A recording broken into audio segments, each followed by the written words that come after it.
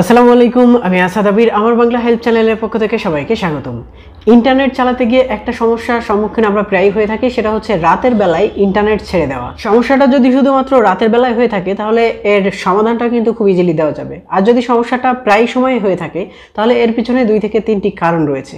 কি কি কারণ রয়েছে এবং এর সমাধানগুলো কি কি, আজকের ভিডিওতে এই বিষয়গুলো নিয়ে A to Z আলোচনা করব। আশা করছি ভিডিওটি যদি শেষ পর্যন্ত দেখেন তাহলে এই বিষয়ে একটা ক্লিয়ার ধারণা পেয়ে যাবেন। কোনো আইএসপি এই বিষয়গুলোকে ইউজার ইন্ডের রাউটারের প্রবলেম বলে চালিয়ে দেয়, আবার কোনো ইউজার এই বিষয়গুলোকে আইএসপি ইন্ডের ব্যান্ডউইথের প্রবলেম বলে চালিয়ে দেয়। বিষয়টা কিন্তু মোটেও সেরকম না। ইন্টারনেটের এই আচরণের ক্ষেত্রে বেশ কিছু স্পেসিফিক কারণ রয়েছে। প্রথমে আলোচনা করি যে কেন রাতের বেলায় রাউটার ইন্টারনেট ছেড়ে দেয় এবং এর পেছনে কারণটা কি এবং সমাধানটা আসলে কি। দেখেন, আমরা ইতিমধ্যে নিশ্চয়ই জেনে গেছি যে আমরা যে ব্যান্ডউইথগুলো আইএসপির কাছ থেকে নিয়ে ব্যবহার করে থাকি সেটা বাংলাদেশ সরকারের ট্রাম অনুযায়ী 1:8 শেয়ার টার্মে কিন্তু ব্যবহার করে থাকি। অর্থাৎ আমরা যে 5 MB, আমি ধরে নিই যে আপনার বাসায় যে লাইনটা রয়েছে সেটা আইএসপি আপনাকে 5 MB দিয়েছে এবং সেটি আপনি 1000 কিংবা 800 টাকা দিয়ে চালাচ্ছেন, যেটা বাংলাদেশ সরকারের এক দেশ এক রেটের যে ট্রামটা রয়েছে সেই ট্রাম অনুযায়ী। যদি আপনি সেই ট্রাম অনুযায়ী একটা ইন্টারনেট ব্যবহার করে থাকেন তাহলে আমি ধরে নিচ্ছি যে আপনি 5 Mbps এর যে প্যাকেজটা রয়েছে সেই প্যাকেজটা চালাচ্ছেন এবং সেটা কিন্তু শুধুমাত্র আপনি নয়, আপনার সাথে এই 5 Mbps আরও 8টা রাউটার চালাচ্ছে একই সাথে, অর্থাৎ 8 জন শেয়ারে চালাচ্ছেন সেই 5 MB।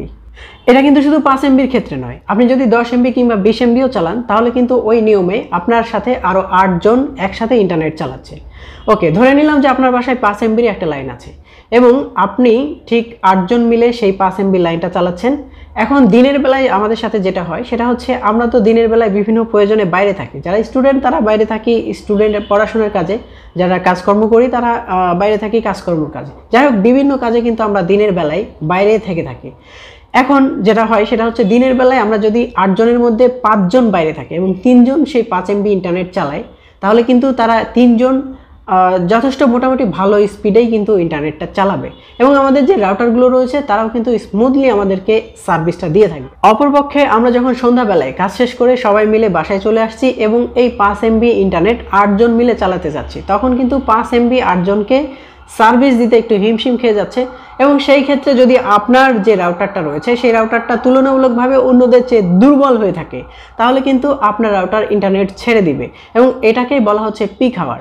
শুধুমাত্র তাই নয়, পিক আওয়ারে অর্থাৎ রাতের বেলায় আপনার যে আইএসপির কাছ থেকে ইন্টারনেট নেওয়া রয়েছে সেই আইএসপির কিন্তু সমস্ত গ্রাহক একসাথে ইন্টারনেট চালায়, যার ফলে সেই আইএসপির যে সার্ভার রয়েছে সেই সার্ভারে কিন্তু হিউজ পরিমাণে ট্রাফিক সৃষ্টি হয় এবং এই ট্রাফিকের কারণে যে রাউটারগুলো একটু তুলনামূলকভাবে দুর্বল রয়েছে সেই রাউটারগুলো কিন্তু ইন্টারনেট ছেড়ে দেয়। ওকে, এটা যদি সমস্যা হয় তাহলে এর সমাধানটা কি? সমাধান হচ্ছে অবশ্যই আপনাকে একটা ভালো মানের রাউটার ইউজ করতে হবে। আর দ্বিতীয় হচ্ছে যে আপনি যদি ইন্টারনেটে ভারী কাজ করে থাকেন তাহলে অবশ্যই আপনার যদি ইন্টারনেটে ব্যান্ডউইথটা বেশি প্রয়োজন হয় তাহলে আপনাকে যেটা করতে হবে সেটা হচ্ছে এই শেয়ার ব্যান্ডউইথ বাদ দিয়ে আপনার আইএসপির কাছ থেকে ডেডিকেটেড ব্যান্ডউইথ নিতে হবে, যেই ব্যান্ডউইথের কোনো ভাগ হবে না।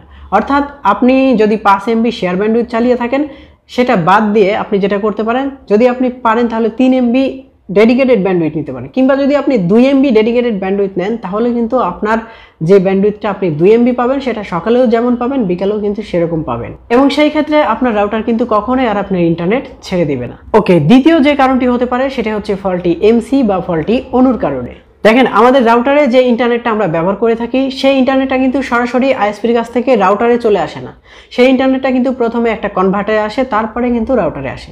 কনভার্টার বলতে এখানে এমসি অথবা অনু ব্যবহার করা হয়। সেটা আপনি খুব ভালো করে লক্ষ্য করে দেখবেন যে আপনার বাসায় রাউটারের আগে কিন্তু একটা এমসি অথবা একটা অনু রয়েছে।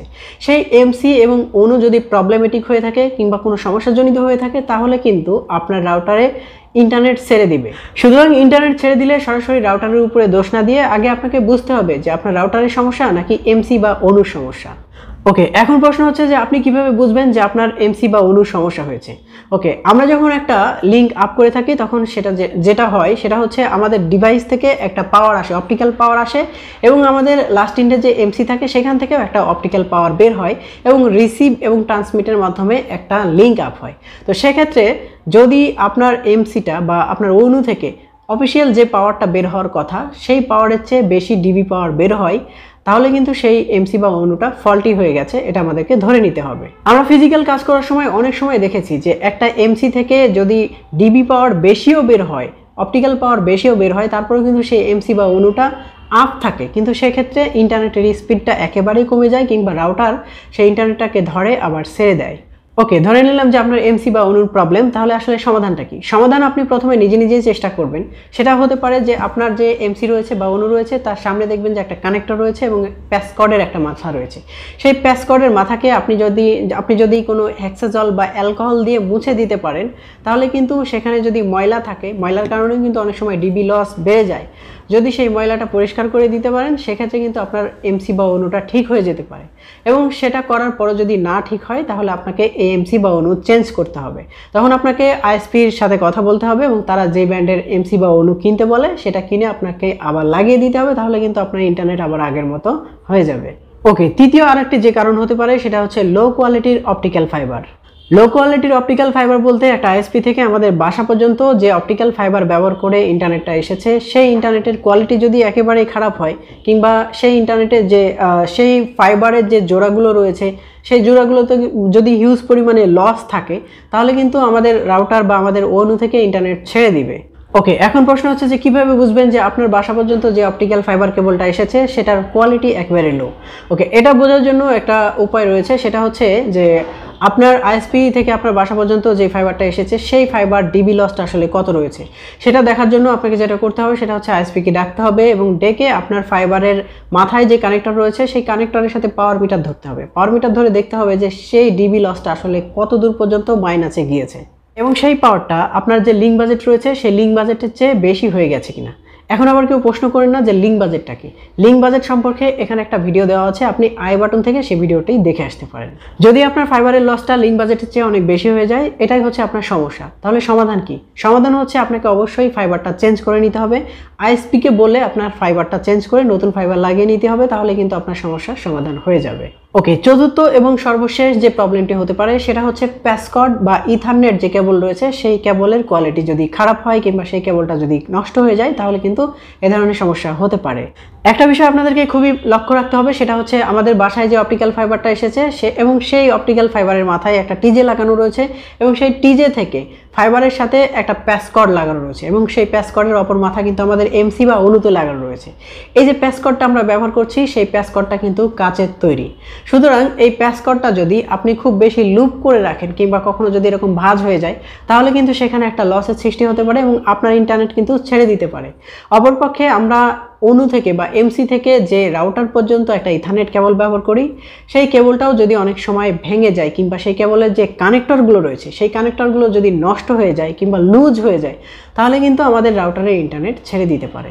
ওকে, সমাধানটা হচ্ছে যে আমাদেরকে খুবই লক্ষ্য রাখতে হবে যে আমাদের যে প্যাসকর্ডটা রয়েছে সেই প্যাসকর্ডটা কোনোভাবেই যেন ব্যান্ড না হয় এবং সেটাকে যেন একটা স্বচ্ছ জায়গায় রাখা হয় এবং আমাদের যে কানেক্টর, আমাদের ইথারনেট কেবলের যে কানেক্টরগুলো রয়েছে সেগুলো যদি লুজ হয়ে যায় কিংবা সেগুলো যদি অনেক বেশি ভাঁজ হয়ে যায়, তাহলে সেগুলোকে কিছুদিন পরে আইএসপির কাছ থেকে চেঞ্জ করে নিতে হবে। কিছুদিন পরে আইএসপির কাছ থেকে চেঞ্জ করে নিতে হবে এবং সেই কেবলটা যদি ফ্যাক্টরি মেড হয় তাহলে কিন্তু অনেক বেশি ভালো হয়। আমরা চেষ্টা করব যে একটা ফ্যাক্টরি মেড কেবল ব্যবহার করার, তাহলে কিন্তু এ ধরনের সমস্যা আর আপনার ফিউচারে হবে না।